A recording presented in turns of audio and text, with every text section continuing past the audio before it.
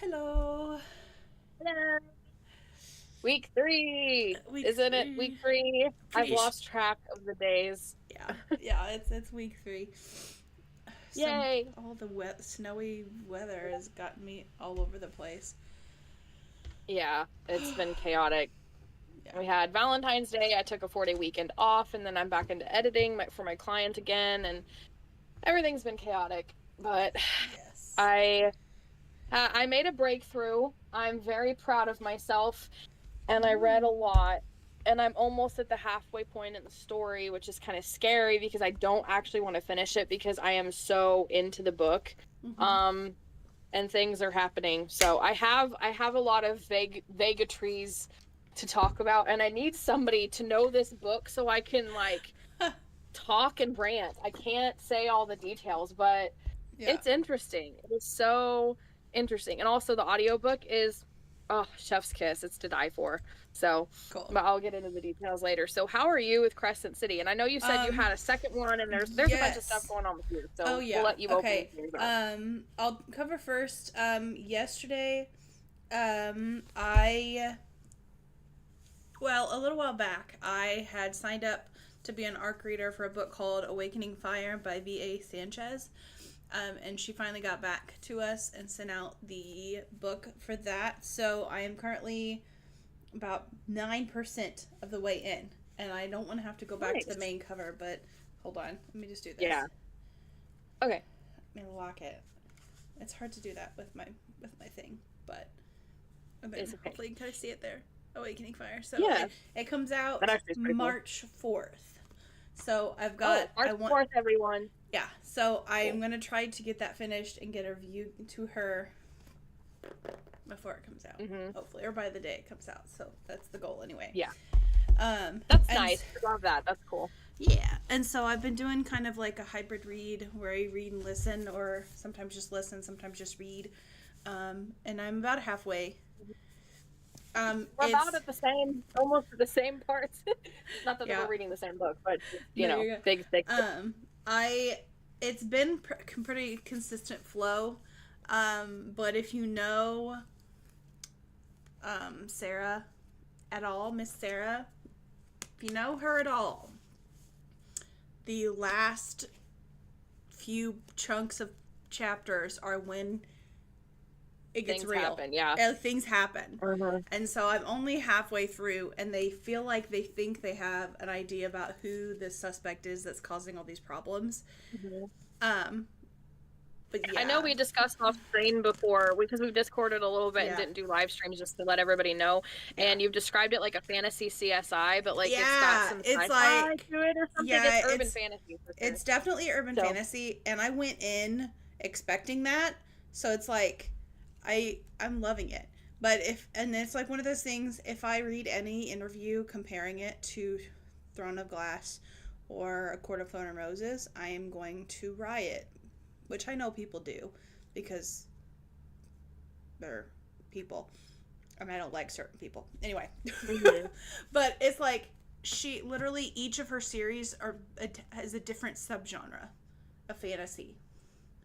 Yeah, And it's really like cool. I've talked about that several times, but it's like it's like solve a mystery, figure out the killer type vibe, and it's like, but things keep happening, and they have to go through this list of suspects of what's going on and what's happening,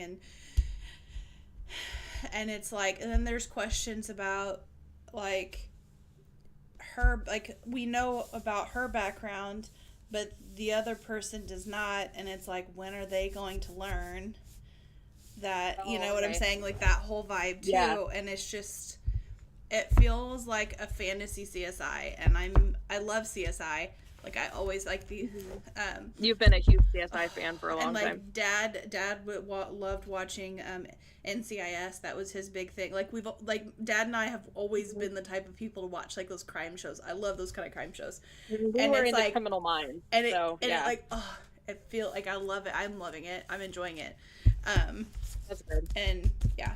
So All All right, well, the last couple days I've been reading so much more, and like last night was one of those nights where I just could not stop. It was like one Yeah. thing after another.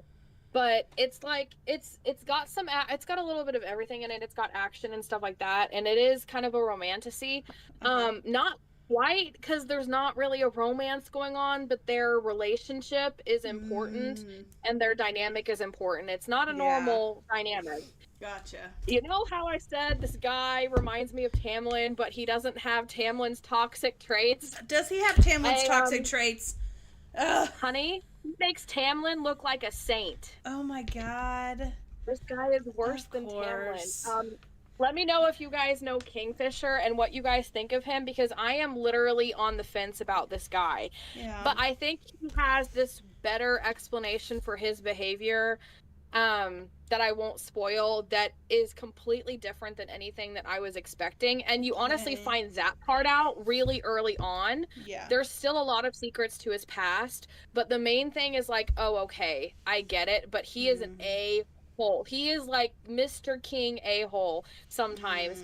And I was fine with it up until this scene that I read last night that makes the Tamlin scene that you always rant about, when they were in the meeting and he outs, like, he says something about Feyre's Oh my god. spicy I'm habit. like, yeah, and I'm like, Yeah, what Kingfisher does kind of reminds me of that, but not really, because they haven't actually been spicy together, but like it's that same vibe, and it's like, all right, a-hole, how dare you? And so right now I'm holding a little bit of a grudge against Kingfisher, but I want to know more. And he has this friend who's like a Cassian Riddick, but like nicer, who offsets him, and this guy calls Kingfisher out on his bull all the time, and I'm like, thank God for this man, because he needs to keep, and it's to the point where I'm like, just invite him anytime you have to go anywhere with Kingfisher, just bring the friend along, because he's the only way that you're going to avoid all of his a-holery-ness, because I can't stand it. And then it's giving me, I didn't know this until part of the way through the book, but it's giving me Beauty and the Beast vibes. It's not a true retelling, but it's like she's in this place with this guy who's a big a-hole, so he's got this like monstrous like attitude kind of thing, and he's kind of Tamlining, beasting his way where he won't let her leave, but like I'm like, if Feyre was here, Rhysand would have already murdered this guy and just blanked his mind out, because this she is not traumatized like Feyre, so she can take it, but like I actually feel for the way that he treats her sometimes. And the like Sarah J. Maas and Rebecca Yarros with their romances, like one of the things that they do is they make sure that the guys respect the girls' boundaries and their will. Not so much in this case. It's like there's no boundaries, there's no line. I don't care about your will. You're gonna do what I want when I want you to do it, and it's so it was really getting to me last night, because I don't like that. I'm a control freak, and I don't like being controlled, especially by a man. Like that's the only time I will turn into a bit of a feminist. That's why I'm still single. Like I am still single for that very reason. That, and I get all of the interaction. Okay, my husband is only able to deal with it because he grew up with 4 sisters and a very big mother who had that overbearing personality, so he was already used to it like 5 times over by the time he married me. But anyway, I like being independent, and I get all of my interactions with children from the middle schoolers that I teach on a daily basis. So I don't have the craving to have children, and I enjoy being alone. So it's like, it works great. Hey, there you go. But yeah, the magic system is actually interesting, and I don't know if it really, like, it is magic and it does have magic in it, but like it's very realistic. What's the term? Magical realism, kind of. I don't know if this is a true magical realism system, but it gives me those vibes. And then of course there's a war and there's a plot. It's very ACOTAR-y, but like bigger and more, a little bit more mature, like better than ACOTAR, because ACOTAR was like the start of a series, and then she wasn't with Tamlin, so it was like everything changed. So it, like, ACOTAR is kind of like the weaker book of the whole series, even though it's still really good. Like this is actually like better because it is what it is the book it's meant to be. And I think her and Kingfisher are the main couple. Like I don't think we're gonna have another situation where book 2 a guy comes in who's not, you know, not Kingfisher, but still I don't know, because it may not end as well as I want it to be. But so, you know, Twilight, right? okay, in Eclipse, I wanted to ask you, Edward, was that the one where Edward gets really possessive over her and kind of controlling? Yeah, because he full on, like, he like full on cuts the wires and stuff in her Jeep so that way her Jeep won't start so she can't go see Jacob. That's the kind of vibes I'm getting from this guy. But like not more out of love. Because like Edward came from a, I love you and I'm trying to control you to protect you. They're not in love yet. So this is just you're gonna do what I want because I have my own goals for you. So and this is nothing like else matters but the goal. The ends justify the means for this guy, and he's just he's giving me Edward vibes, but like I don't know if I want to read this book. It's still good, trust me. It's still worth it. Imagine Rhysand and Xaden, like a guy character like them, but like with Tamlin and Edward's worst traits. Oh, why is that even a combination? But it works. I trust me, I didn't get mad at him until last night. So midpoint, and it may not affect some people the same way, but I got triggered last night, and that's a me thing because of the situation that was it there. Gotcha. But I really want to know what you think, so I'm excited for you to read this. Okay. Also, I forgot to tell everybody, and I forgot to grab the books, but I did have a book haul on Valentine's Day, but we didn't do a check-in all weekend, and that was my fault, and I forgot to bring the books back here. So I will have to do the book haul either in a short. I'm definitely going to do it in because I vlogged that whole day, so I have a vlog that'll be coming out on my channel sometime. So I'll be doing it on that channel as well, but I will probably do a short, probably tonight, selling them off because they had a 2-buy-2 get 1 free, so I got a whole book free. I really wanted to talk about it, but they're in there and I'm in here. Yeah, I can still talk about them. Anyway. I just can't show them. Yeah. Well, I got both Crescent City books, and then I got the first book 2 Guild for free. Yes, the first two. Yes, there's a third one. Yes. I know. That one was there too, but I was like, I can't justify getting the third one, so I have to at least get. You did better than I did. One I was halfway through. I was in the middle of Throne of Glass, and I'm like, you know what? I'm gonna yoink all 3 in this series. Just gonna buy them. Just get it. Yep. So it's tempting now more than ever to just skip Throne of Glass and read it. And I was reading last night that you'll just miss some Easter eggs. So it's recommended that you'll probably want to reread them after you read Throne of Glass. So I'm considering at least reading Crescent City, the first book, sometime. But I need a break from long books and audiobooks because like the only thing that drives me crazy about doing the audiobook is that I can't just grab the book and read snippets throughout the day because I don't want to play the audiobook and annoy my family. So I can only do it at nighttime. And so it's like if I had just a regular book, I would be able to just pick it up and just read it on the couch if I'm waiting for 5 minutes or something, or at my desk if I have to wait for something to load. It's just easier to do that if you're not following with an audiobook for me, just because I don't want to irritate my family. But so I need kind of a palate cleanser, I think, after this one. For being someone that loves angst, it is so hard getting you to read the angstiest series of all time. Like, literally, it is so annoying right now. Like, just the possibility of you skipping it to start Crescent City irritates the crap out of me. I'm not allowed. Don't! No! All right. You guys have seen it live. I've made her mad. No!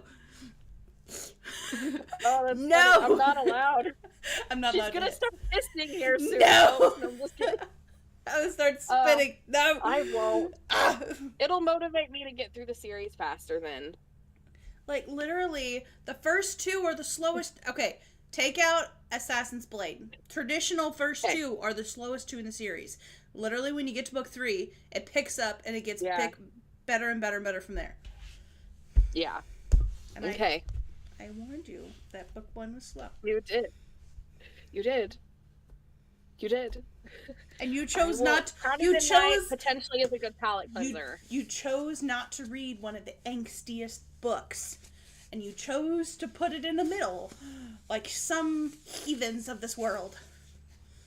I'm sorry.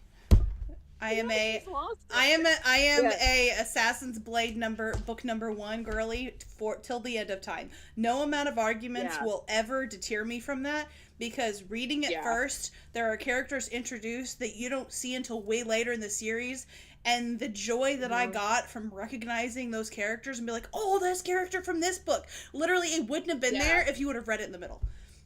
I'm sorry. Yeah, I'm no, I done. get That that. wasn't even on my agenda to talk about, but I could rant about. I could Yeah. rant about this. Okay. All right. Random toxin. Okay. So. All right, your first subject. Okay. Special edition done right. It's not actually special. It's the Twilight's 20th anniversary edition. Okay. It has Twilight through Midnight Sun. It has all 5. And literally, if you have, listeners, audio listeners, video watchers, if you have not looked this up, because I don't know how to share it. I don't want to share my whole desktop. Well, I do know, but I don't want to have to deal with it. So, but if you have not looked up these 20th anniversary editions, you need to, because literally every other author, and you could even search up more, they even showed like each of the individual front covers. That's not in this particular article, but they've even showed like what the front covers look like, and literally this is what we want when they say that we want a special edition. And there's even a Twilight Deluxe Collector's Edition that literally is like a hardback that's floral and fancy and amazing. And it's like, when we say we want a special edition, this is what I'm talking about. Okay? Yeah. Like, if I didn't even send you the one about the Deluxe Collector's Edition. I didn't even send you that. If you scroll down, you can see it. It has it listed. If you scroll down, I can see it. But it's like... But... Oh my god, like, these are gorgeous, guys. Go look it up right now. They are so gorgeous. And I'm like, this is what I want.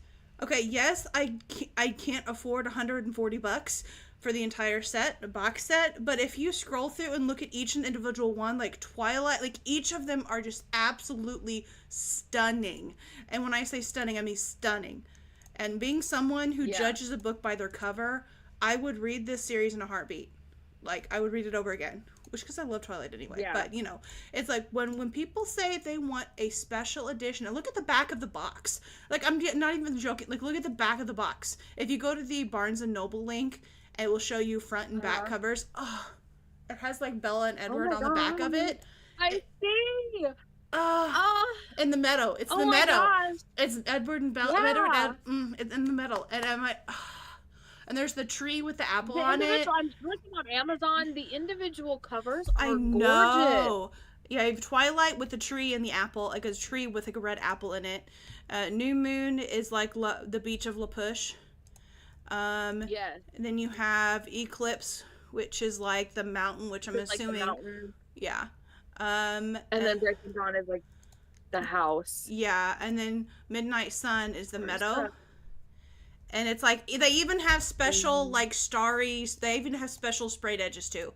And it's like... Yeah, I might be able to flip my camera around. Okay, hold on. I don't know if this is going to... Okay. But I'm okay, so I don't know if you guys can see this, but that's for anybody watching on YouTube, that's the whole collection. And then, like we said, that's the back with Edward and Bella, which, by the way, gorgeous. And then Twilight, New Moon... Eclipse, and then that's Breaking Dawn, and then also Midnight Sun, which, by the way, kudos for her actually including Midnight Sun in this. Yeah, definitely. But this is what I'm talking about. When I say that I want a special edition to be special, this is what I'm talking about. I'm not talking about and me thinking about like the ACOTAR special edition ones, the Night Court edition ones, where essentially they all look like the Barnes & Noble edition of Silver Flames, but with a couple extra things sprinkled in. I don't want just a couple extra things. I want a decorated box set. I want them all to be the same height. I want them to have sprayed edges, but a completely new cover that makes it special. Like, that's what I want. Yeah. That's when I think of an anniversary edition or a deluxe special edition, that's what I'm talking about. Original art, not something that's bought and repurposed. Because, like, literally that's what the Target edition was repurposed art. I'm sorry. You can't change my mind. Like, if it was close enough to the pictures from the D&D books that people recognized the pictures, then I'm sorry. It's not redone enough to be considered original. Yeah. 100%. Anyway, that was my. So any authors here, listen up, because this is what readers are. You're hearing it from the reader's mouth. Like, this is what readers want. This is what we want when we talk about special editions. At least me. And for any authors using Kickstarter, yeah, this is what your Kickstarter special editions need to look like. And it does cost money, but that's why you do the Kickstarter, so you can afford to make a special edition. Yeah. So. Yeah. Stand. All right. What was your first one? Okay, well, I'm just going to mention something really quickly because I'm not going to go through the whole article, but Amazon's having like a President's Day sale, and there's a bunch of deals, so you can go on there and look. It's like TVs, appliances, Apple stuff, like kitchen, mattresses, phones, vacuums, all the things. So just go look. They have a bunch of stuff off. Sweet. So my first one is heartbreaking, but it's Hulu cancels major fantasy show based on popular series. Disney has pulled the plug on the adaptation that was planned for A Court of Thorns and Roses by Sarah J. Maas. It would have been the first fantasy series to be native to Hulu, and it's been canceled. Do they say why? Okay. According to the AV Club, the books by Sarah J. Maas have sold some 20 million copies, so it wasn't shocking to hear a few years back that Disney was working on turning it into a TV series to run on Hulu. The show was being worked on by Maas herself and Ronald D. Moore, who was instrumental to bringing the 2000s-era reboot of Battlestar Galactica and Outlander to the screen. It seemed like a dream team, but according to Deadline, Moore eventually left the series, so basically Ronald D. Moore, the creator of it, left. Rather than find another writer to take his place, Disney decided to pull the plug. The Court of Thorns and Roses show will not be moving forward. It would have been its first fantasy series. A lot of other streaming services have some kind of fantasy series like House of the Dragon and Wheel of Time on Prime and Max, The Witcher on Netflix, Percy Jackson on Disney+. It's not clear if it could be shopped around elsewhere. That's kind of what I was saying, is maybe like those other ones like Max and Prime Video and Netflix or one of those can take it up and kind of restart the process.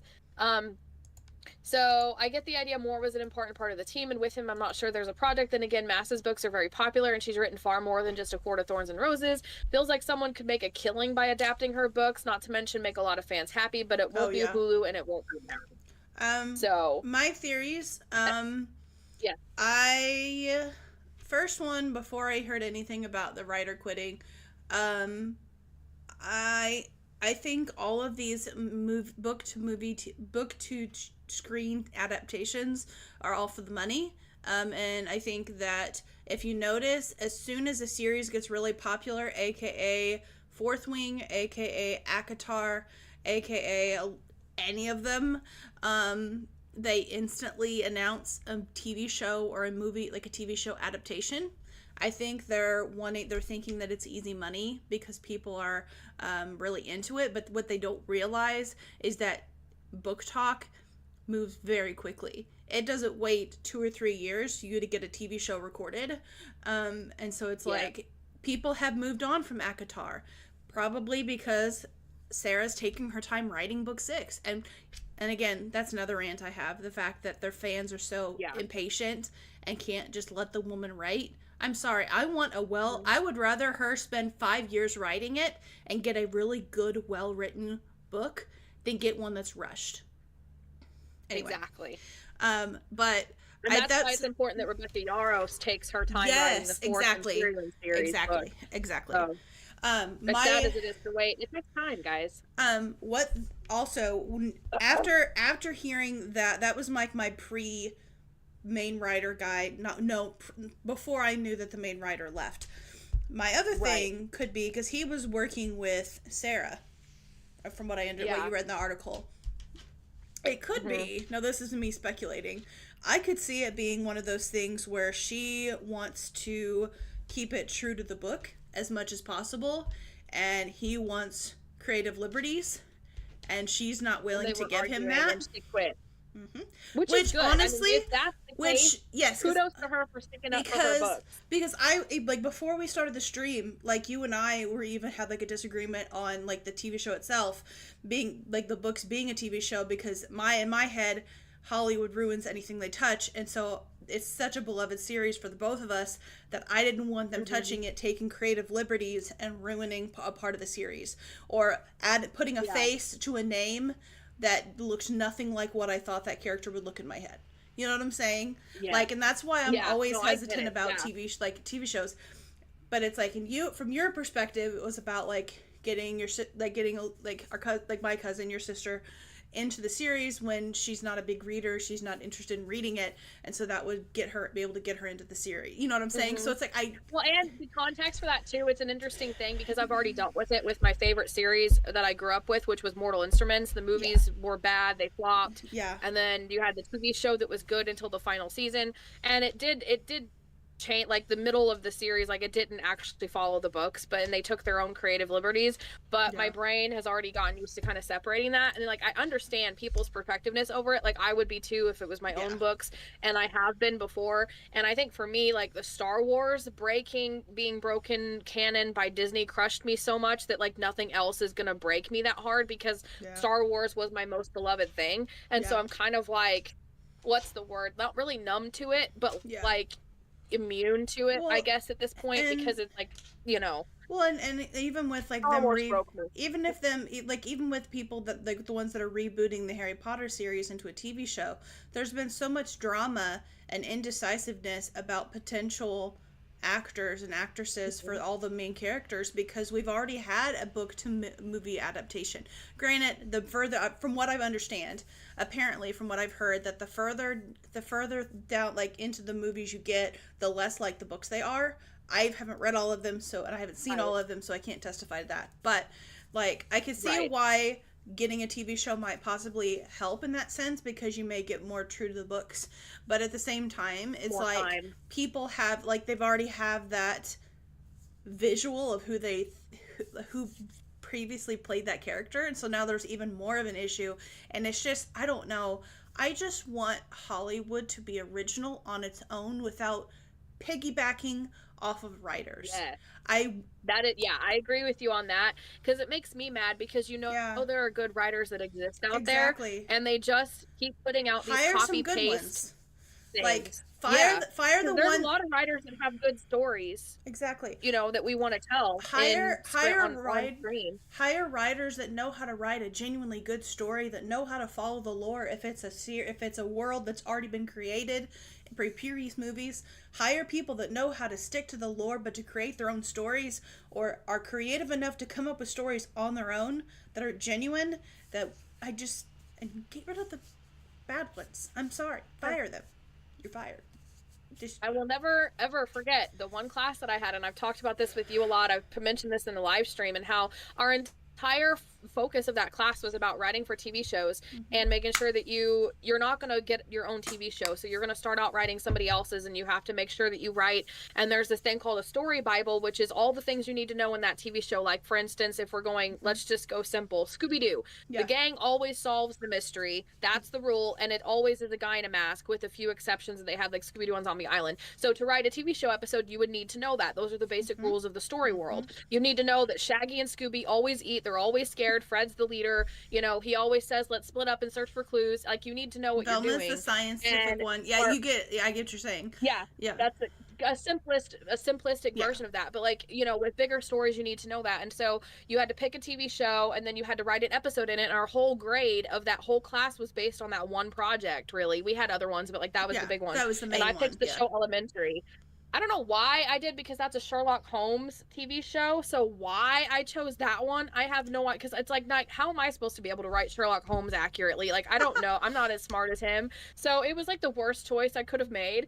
But like, it's like, where did that go? Like, are people just not learning this or being taught this? And do they even go to college for writing anymore? Like, that's a whole other thing. There's a lot of people who don't think you need a degree, and you technically don't. But like, it did help. So it's like, it gave you so much. Always rant about that. It gave you so much like knowledge on writing and script writing and regular writing and editing, and it's definitely beneficial. It's not like something that's required. All that. It's not like required, like you're breaking the law if you write and you don't have a degree. It's not like that, but it's like it gives you a lot of experience and a lot of new knowledge.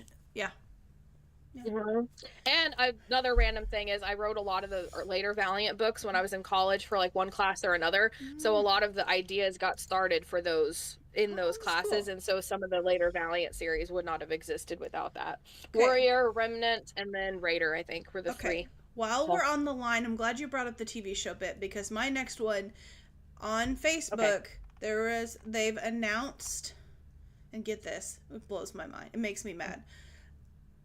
All right, here we go. They've already announced the movie release date for Hunger Games Sunrise on the Reaping, and it hasn't even come out yet. Why are they filming a movie that nobody has read yet? Why? I don't understand that. I don't understand. I am so sick of Hollywood. I'm so done with it. I'm so irritated. I'm just... It's annoying. I don't get that. Like, the book hasn't even come out yet. Like, we haven't even read the dang book. And it's November 20th of 2026, if you're curious. Oh, okay. Well. And honestly, I thought that the Ballad of Songbirds and Snakes, what followed less of was worse than the main books. Not book, but like movies. The movie. It was so rushed. I really want you. There was a lot that I questioned and didn't explain. Like, I genuinely want you to read A Ballad of Songbirds and Snakes, because you won't be confused anymore if you read the book. Because it's so rushed. They spend his friend guy that, in spoiler alert, that he ends up betraying or whatever. Like, they spent they had way more interactions other than just a few scenes that you see them together. Mm-hmm. And it's, I don't really remember, because I've only watched it once. I know, and it's just like it was so rushed.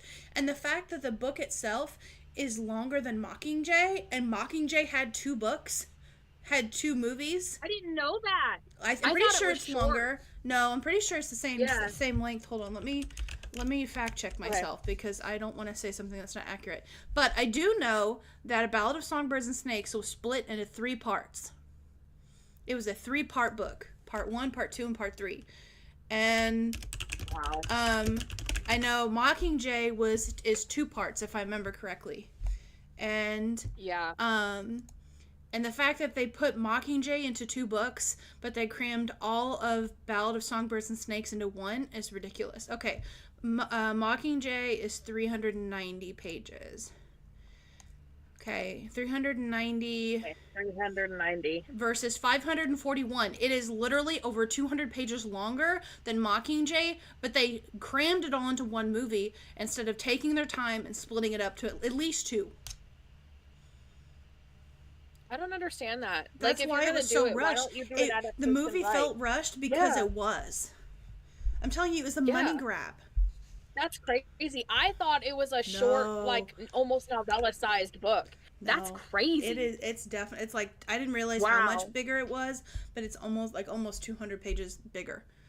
Yeah, I didn't realize that either. And it's literally about the main antagonist in the series. You would have thought and it, like, literally you get an insight into his head that literally Snow is such a, I love Snow's character so much more just being able to read his series, and the way he reacts to Katniss through the main books makes so much more sense when you read A Ballad of Songbirds and Snakes and you see the characters that he interacts with and the people that he gets fascinated by and the reactions that his reactions to some of the things that happen with her. And it's like the fact that all of these things that Katniss does, talking about the Mockingjays, singing, all of these things, the reason why he hates her so much and he has it out against her no matter what she does through the entire series is because of what happens in that one. And they had I got that a little bit. It still felt rushed, but it's like you kind of got the sense that he hates Katniss so bad because she reminds him of the girl in the, I can't remember her name. Oh, what's her name? But it starts with an L or something. But the ending just left a lot of questions unanswered. Is it Lucy? Lucy Gray. And so it was what happened it's like the ending left so many questions. It was like, what even happened? Like, what did I just watch? Like, I don't understand. Did she leave him and he felt betrayed by her? Like, I don't understand what's going on. I don't remember the details because it's been a while and I've only watched it once. But like, I do remember wondering what just happened at the end and not having a clear cut, like what exactly happened when I was watching it. Yeah. But, okay. I don't know what I clicked on, but somehow I ended up on something else. So my next one was alternate reading trackers to use instead of Goodreads, which we have our own list, honestly. Like I love Fable, you love Tome. Yeah. I've used like Threads as another big one I've for been me using that has been Storygraph here recently interactive. too. Oh, that's cool. I want So I on wanted to see what Tome. this one On Tome, says. a lot of people were posting their Storygraph things for the month, like stats for the month from Storygraph, and they were really cool looking. So I actually imported my Yeah. stuff and got set up again since it was the beginning of the year. I kind of got set up Mm-hmm. with that. There's another app that I That'd be want cool. to do, but in order to transfer things from Goodreads to that app, you have to pay money, and I'm not doing that. And I forgot at the beginning of the Yeah. year to start it, so I'm just gonna wait until next year. Yeah. All right, so this one says margins. This is a free book tracker that includes a recommendation engine based on searches. What distinguishes it from the rest is the ability to add who recommended the book to you, select your favorite covers, and even search for books based on feels. Um, so that's kind of an interesting concept. It says the pros of this one is you can import your book from Goodreads, search by vibes, use a reading tracker with a timer, which seems like a really good thing. Add daily reading goal, recommended by, review books by half stars. That's the big one for me that I love on Fable, because Amazon and Goodreads you can't do half stars, and so it's like you can You can select, even do like you could quarter do one stars point. if I remember right. Yeah, it's like one Yeah, point, it's really like you cool. can kind of measure the star based on, because sometimes it's not just a clear and cut thing. Yeah. But the cons is like this person that wrote the article was only disappointed by the catalog is incomplete, for especially for future releases, and then logging in Tome, with a phone number is cumbersome. yeah, Tome, Um, Tome being a new app is like that. That not all of the books, like their mhm.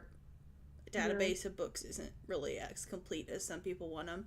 But yeah, but Tome's Yeah. also new too, so So which sounds like this app is too. mhm. Yeah, it happens with new apps. It takes some time, I guess. So next one is Book Buddy.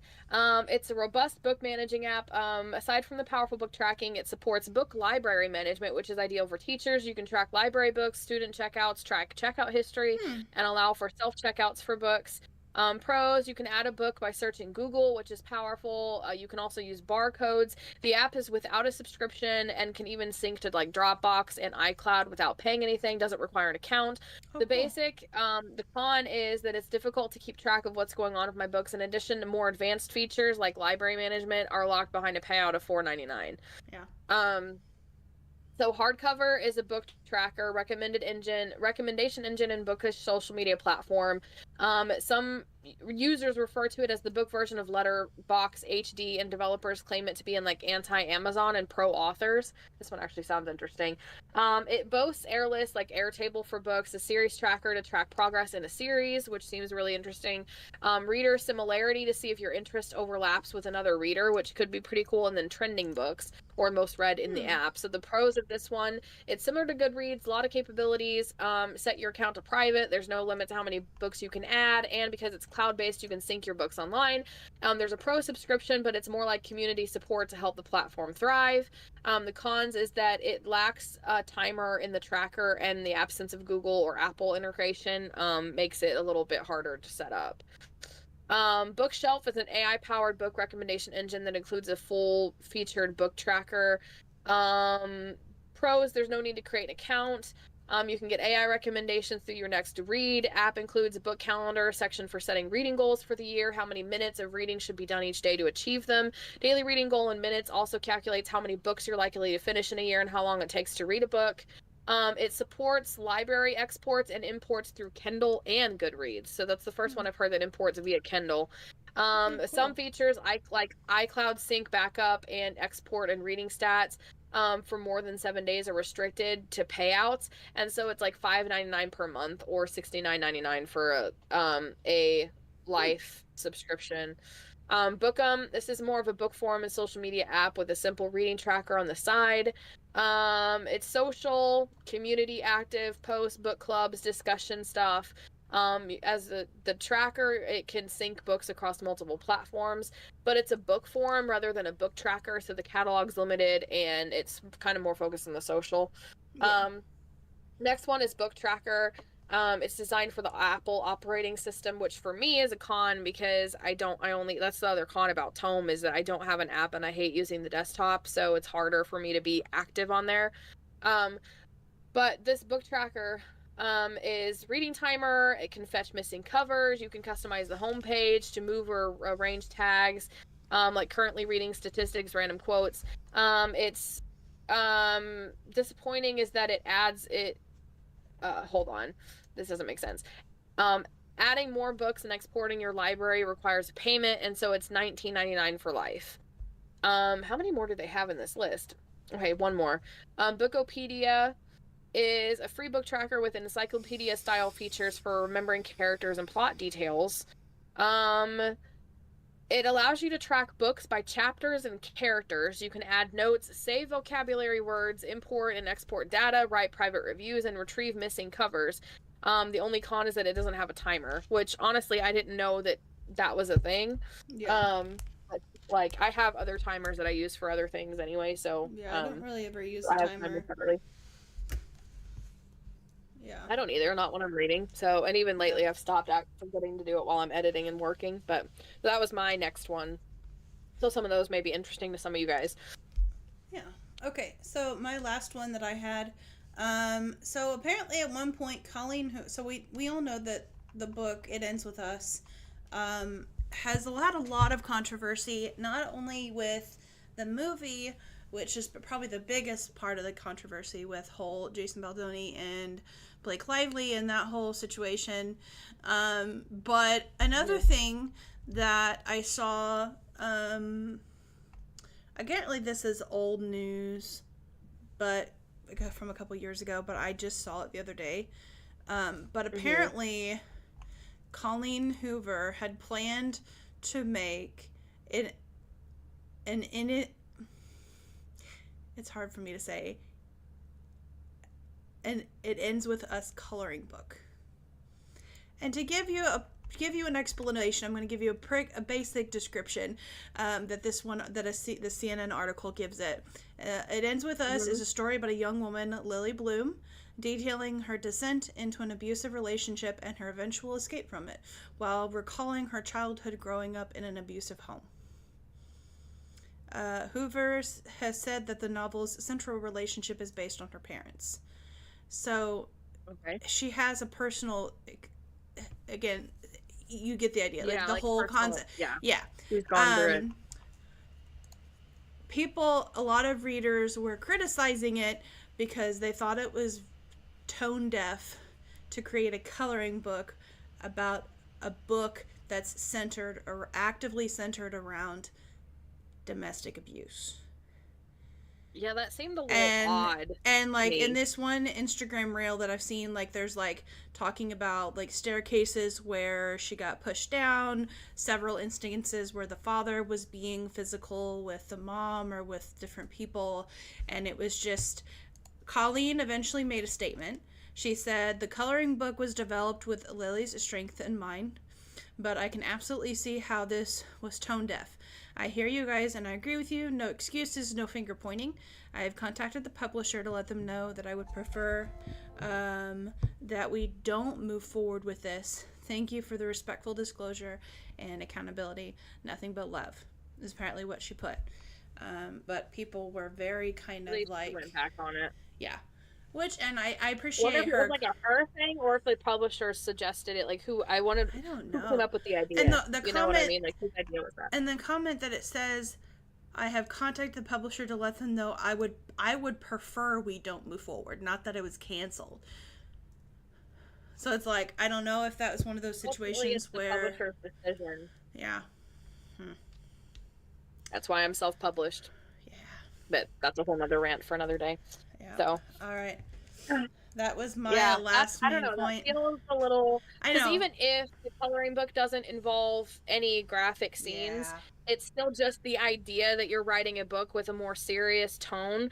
It'd be Mm-hmm. like me trying to do a coloring book for some of my military romances, because I deal with some heavy topics in those Yeah. books, like the military, PTSD. All my other girl characters have a bunch of stuff going on in their lives too, so it just feels very like, I don't need coloring books for that. It's, I'm writing a book to deliver a message, and yes, to entertain you guys, and there's a romance, but like, it feels off to me. Like, it gives me the ick, for lack of a better Genuinely. term. All right, so I don't know what this article was going to be about, but okay, so this article is basically going to be talking about like the blurb industrial complex, like the most ancient tradition, one of the most ancient, I can't read for some reason. One of literature's most ancient traditions is under threat. Authors are thrilled. So I don't know exactly what the whole point of this is, but blurbs, essentially, like, they're kind of explaining how they work. Which, like, author writes a book. If they're lucky, the publisher gives them a deal.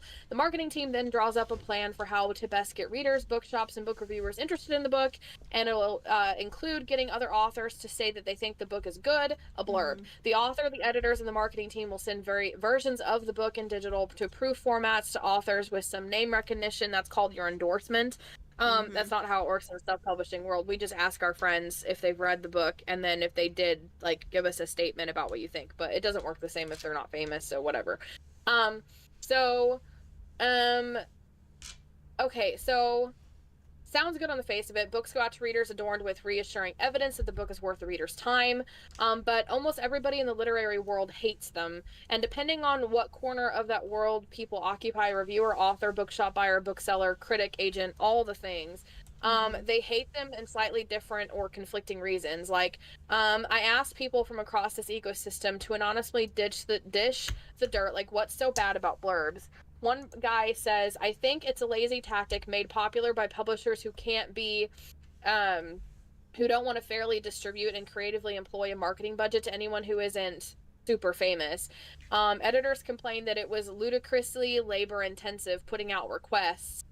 You spend weeks sending out polite, desperate emails to authors, editors, and agents, or trying to private message them on social media asking if you can send them a copy.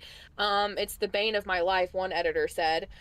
Debut authors also told me that it had taken over their lives, sending out begging letters for blurbs, and more established ones said their lives had been taken over by the barrage of unsolicited proofs to blurbs that they were receiving. A lot of publicists are probably paid too poorly to really sit and consider which authors might genuinely like which book, but I wish this meant they just sent out less requests in general.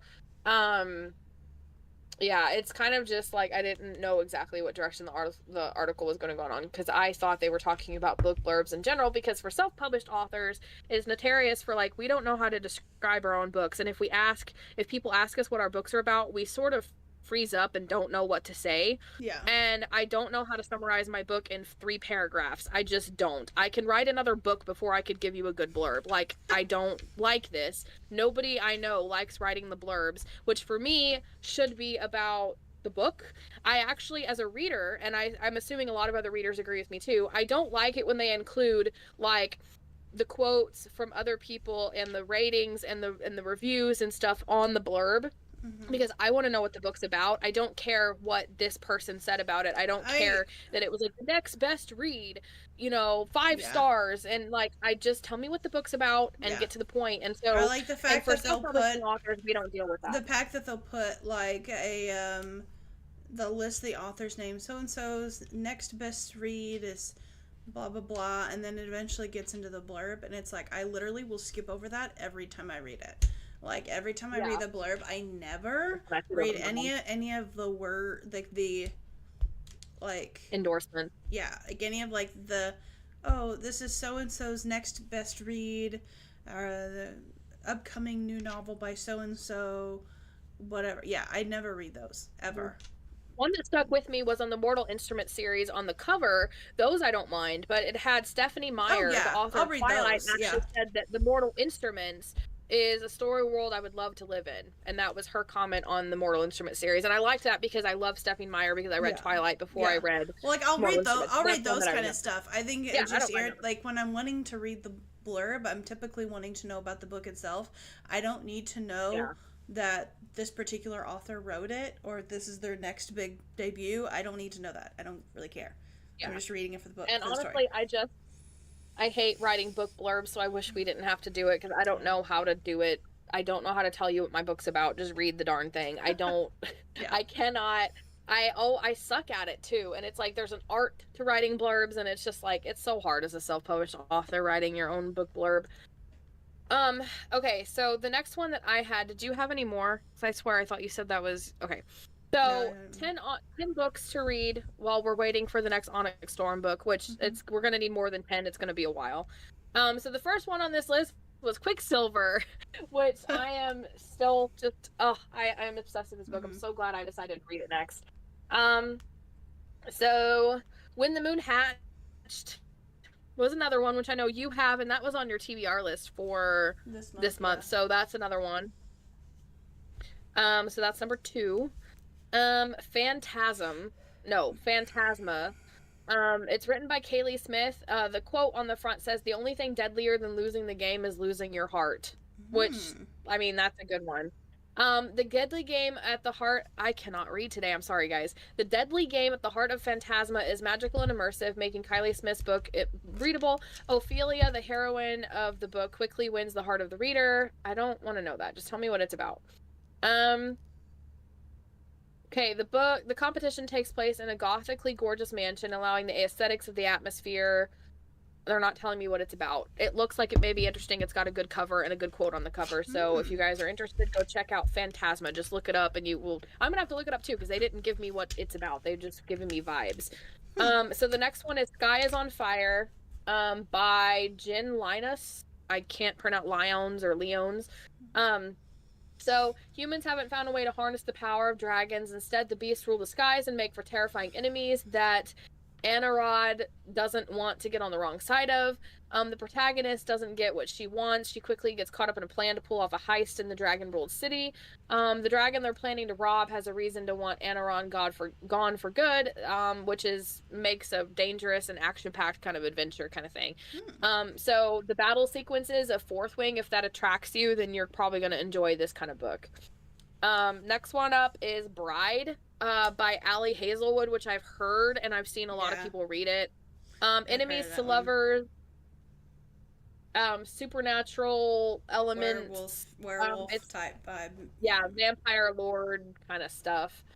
Next up is Deadly Education by Naomi Novik. Schoolomance in a Deadly Education isn't like other magical academies. It's darker, more dangerous. And Elle, the main character, has no shortage of enemies who would love to see her never make it to graduation. So if you love the atmosphere of the Dark Academy of Fourth Wing, then and like the Basgiath War College stuff, then you'll probably like that book.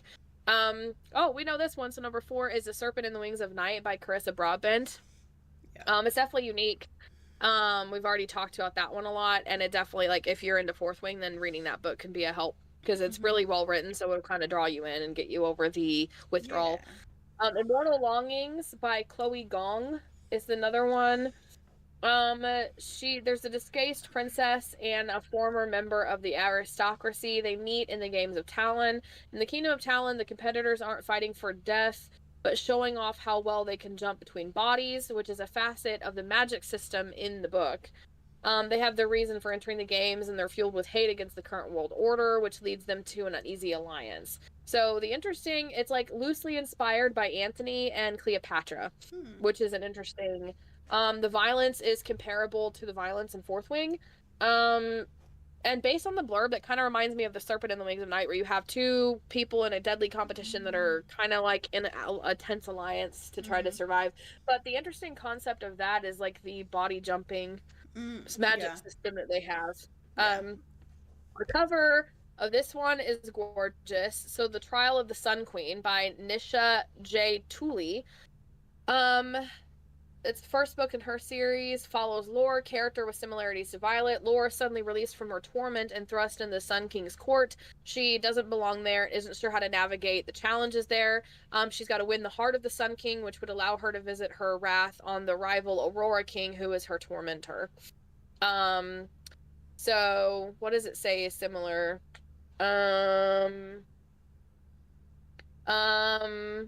The man she falls in love with turns out to be nothing like what she expected, which is similar in Fourth Wing. The Adventures of Amina al-Sarafi is the next one, the final one on the list. It's a hidden world of magical djinn with its own romance angle.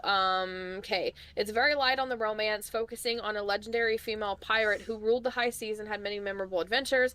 The reader meets Amina later in life after she's retreated to the shadows safely to raise her daughter and try to put those thoughts of the ocean's freedom behind her. When her figure of her past comes knocking, she has to dive headfirst into the world, which also has a dangerously powerful force she's been trying to forget.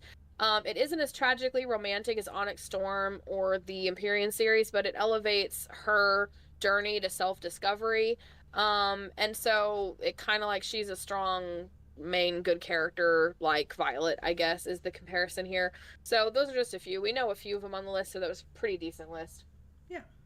I need more water. Give some new ideas. Mm-hmm.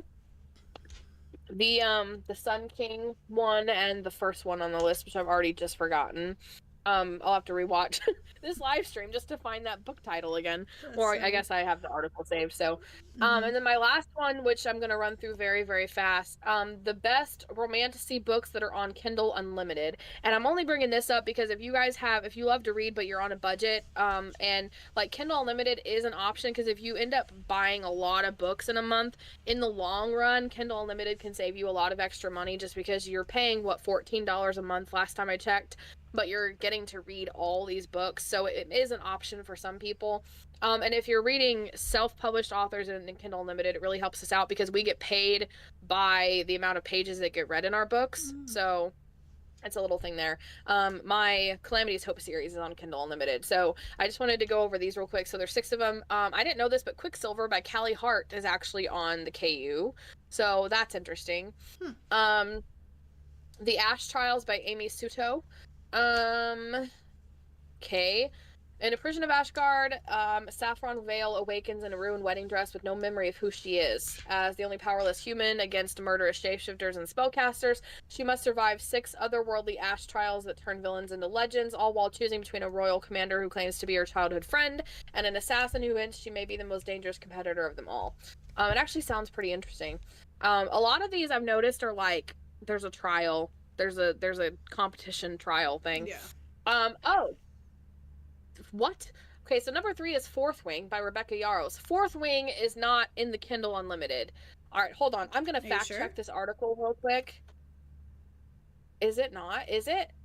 I'm gonna be genuinely. If it is, you're not allowed to sell the ebook anywhere else. Like, they have a strict only Kindle. It is actually on the Kindle Unlimited. Wow. That's crazy. That's a great deal. They're also having a deal right now. It looks like you can join 2 months of Kindle Unlimited for 99 cents. So that works. So number 4 was Phantasma. There was Phantasma again. That was on the other list, which I've already read, told you guys what that one's about. Spark of the Everflame by Penn Cole. I've actually seen this book and heard of this book before. And the cover is actually really pretty on this one. Okay. She's a healer who lives in the mortal world colonized by cruel magical offspring called the Descended, and it kicks off a slow burn romance between DM and the handsome yet enigmatic heir to the throne. Alright, I'm actually going to add some of these to my wish list because that one sounds good. I can't remember if Phantasma sounds good, but that one and the Ash Trials sound good, so looks like my wish list is getting longer, because why not? So, and then the other one. But yeah, so that's all the articles that I had, just some book recommendations. And again, Kindle Unlimited's a nice option if you have the money. They do have deals like Audible sometimes where you can get like, so many months for a certain amount. Yeah. Which the few times that I've had it, I think I had like 3 months for $1.99 one time, and that was the first time I ever had Kindle Unlimited. So, and again, if it's also a good way to kind of branch out into some indie authors and help them out. I noticed a lot of the ones that I like were fairy tale retellings. So there's a lot of good ones like that on there. There's a lot of like romantasy and fairy tale retelling, like romance style books do better. I've noticed in the KU. So my volcano, earthquake, and wildfire are on the KU too. So I think last I checked, awesome. Yeah. So that's pretty much everything. But yeah, I'm just really into this book. Yeah, and I do recommend, like, if you guys end up reading Quicksilver, audiobook is amazing. The actor, like the narrators do a great job. There's one aspect where it needs to have multiple voices speaking at the same time, and they both do it together, and it sounds so creepy and perfect for what was happening. Cool. And I like that too. And they do, and like the guy, there's a lot of male characters in this, so like he has to do, and he does different voices for each of them. So like, even if I wasn't following along, I could tell, okay, this is Renfist speaking, or this is Kingfisher speaking, or this is whatever that other guy's name was.